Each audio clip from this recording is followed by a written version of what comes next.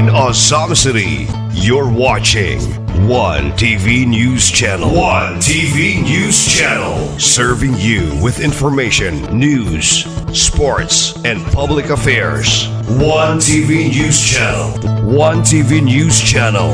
Serving you with love. Ang telebisyong pangmasa. One TV News Channel. One TV News Channel.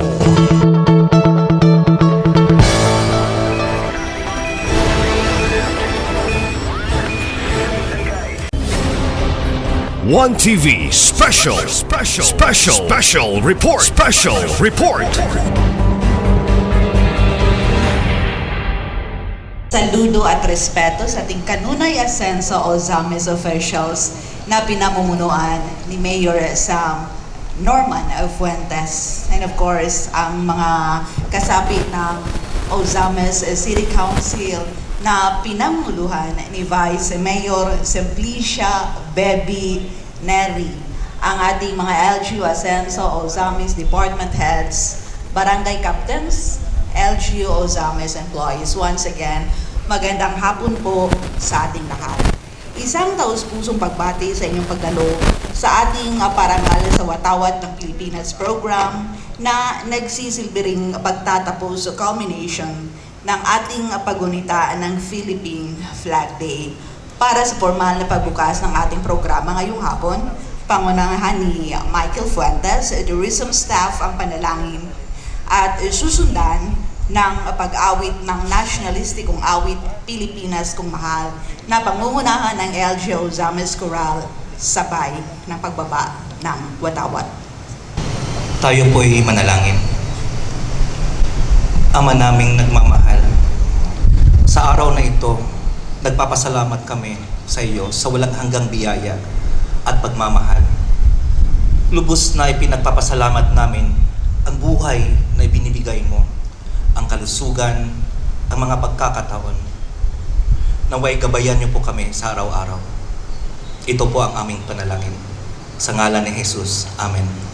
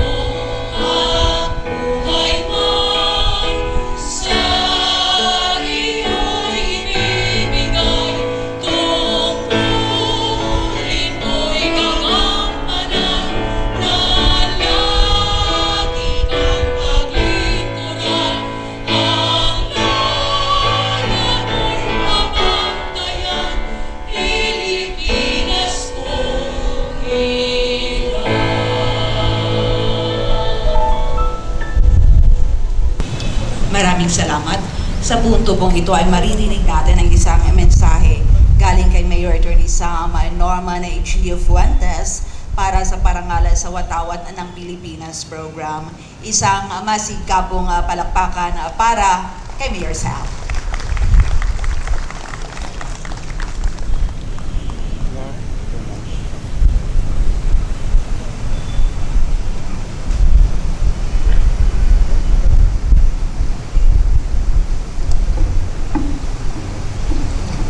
Ang ating pagpapakilala sa ama ng ating probinsya, Governor Attorney Henry Sibilya Waminal, ang ating mga diputado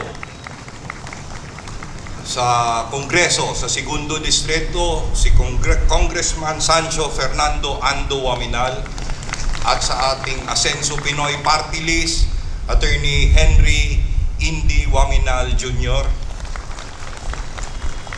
ang ina ng ating konseho, Vice Mayor Simplicia Bebe Neri, ang mga kagalang-galang na miyembro ng ating konseho, sangguniang panglungsod ng ating lalawigan, ang mga punong barangay, mga pinuno ng departamento, kapwa kong naglilingkod, mga kawani sa mga kagawaran na nasyonal na nandito, mga kapitag-pitagan na mga panauhin, maasensong hapon sa ating lahat. Sa araw na ito, nagtitipon tayo upang ipagdiwang ang pambansang araw ng Watawat, alinsunod sa Republic Act 8491, kilala bilang Kodigo ng Pambansang Watawat ng Pilipinas, na naging batas noong 12 ng Pebrero 1998.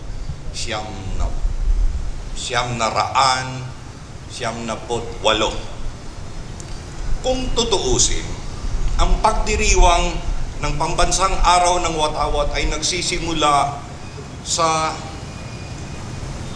noong ika-28 ng Mayo, isang araw na nagugunita sa makasaysayang labanan ng Alapan. Ito'y nasa Imos, lalawigan ng Cavite ngayon. Noong 1878.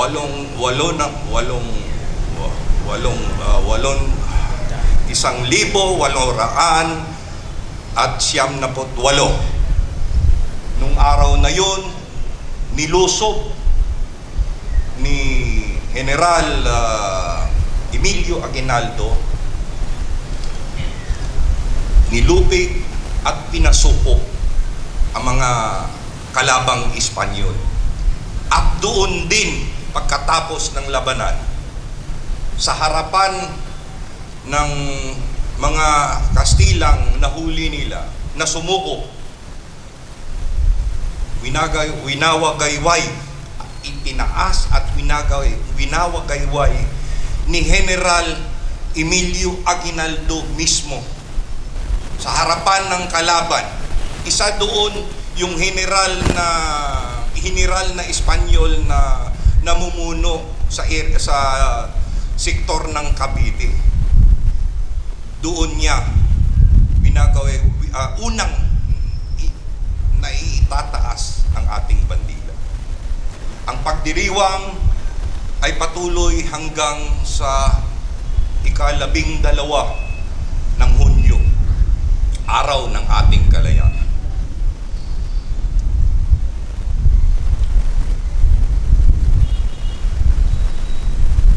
Isang panahon ito na nagpapaalala sa ating makulay na kasaysayan, pambansang pagkakakilanlan at daloy ng pagsasabalikan sa tungkol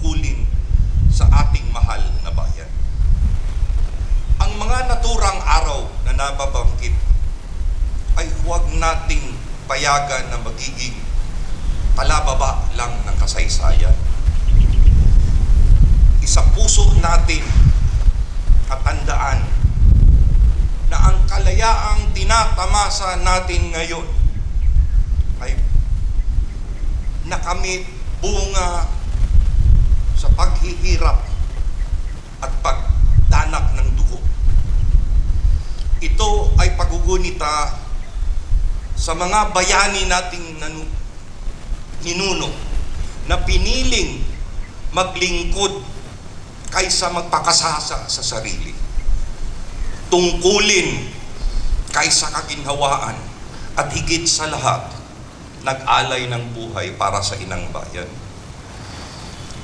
Habang ating pinagmasdan ang watawat, may nakikita naman tayo dito sa harapan natin.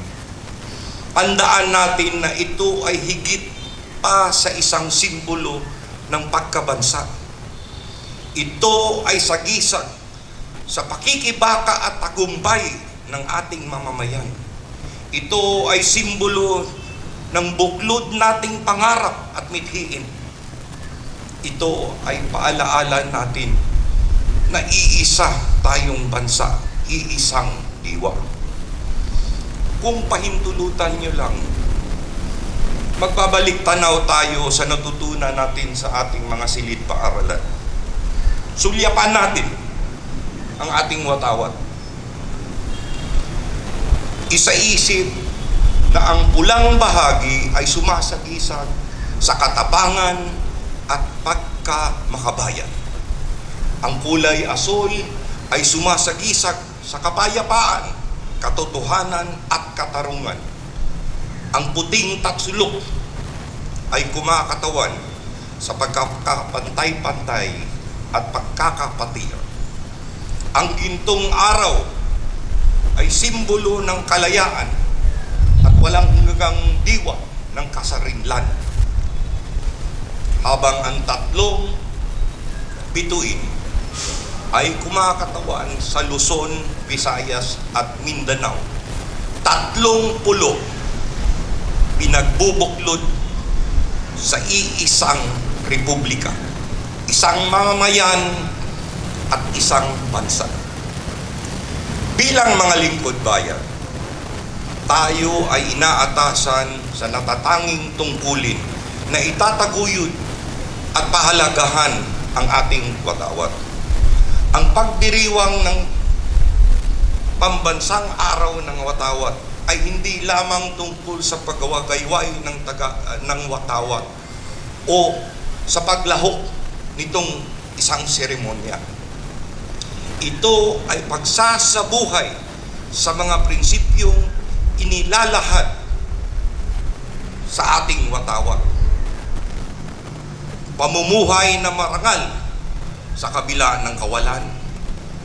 Pagsasagawa ng tama, hindi may tama kaysa mali. Pagtataguyod sa kapakanan ng marami kaysa pang sariling layaw.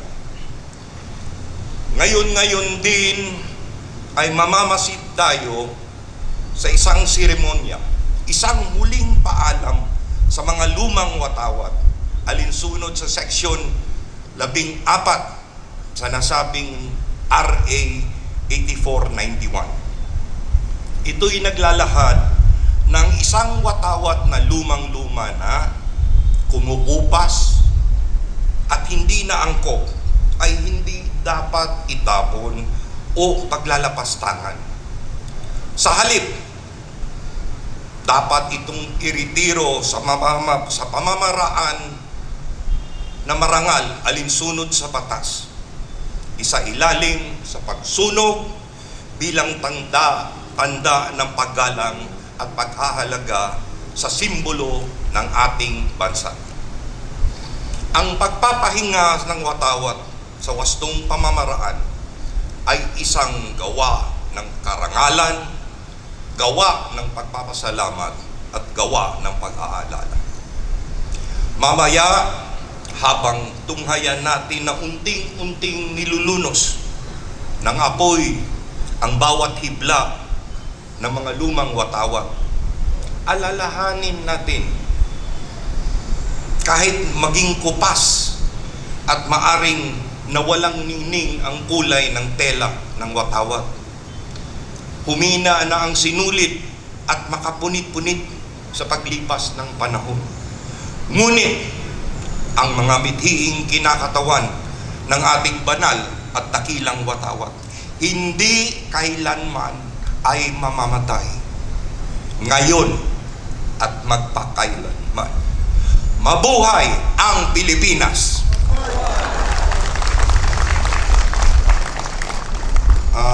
Maraming salamat at sa uli, magandang hapon.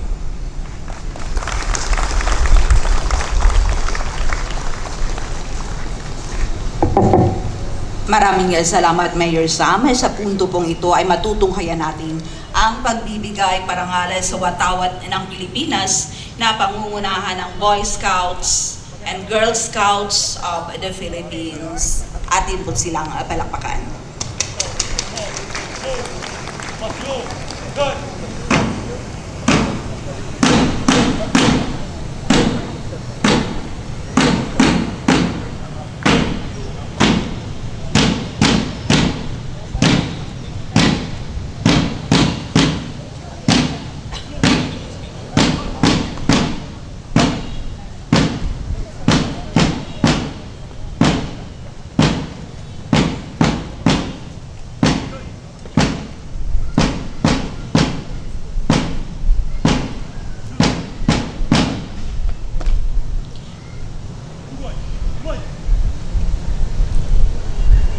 Rerepresentahan ni City Councilor the Honorable Lorly Fuentes Cipres ang pagbibigay ng watawat kay Inang Bayan sa ngalan ng lokal na pamahalaan ng Ozames City.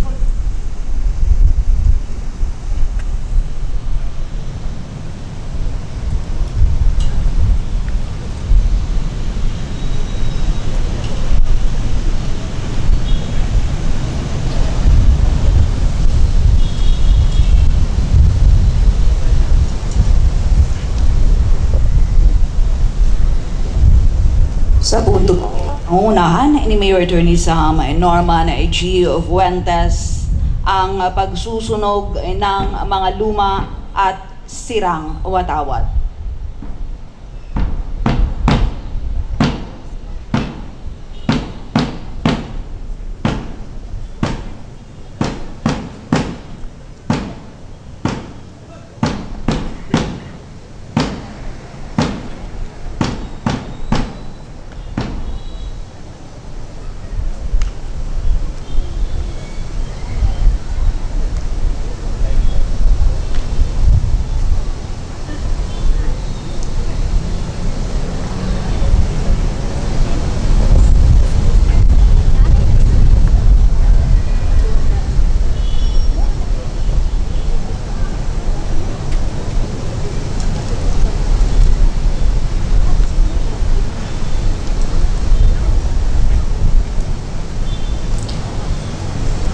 Bilang bahagi ng pagdiriwang ngayong hapon, ating nasaksihan ang huling parangal sa watawat. Isang marangal na seremonya para sa luma, sira at hindi na maaring gamitin ng mga watawat ng Pilipinas. Basa tinalakay kanina ni Mayor Sam sa kanyang mensahe, alinsunod sa Section 14 ng Republic Act 8491 o ang Flag and Heraldic Code of the Philippines. Ang mga lumang flags o watawat ay hindi basta-basta itapon o gamitin sa hindi wastong paraan at sa halip ay isa-ilalim sa isang solemne at respetadong pagsusunog bilang huling pagpupugay o ang tinatawag natin na last salute sa isa sa pinakamahalagang simbolo ng ating bansa.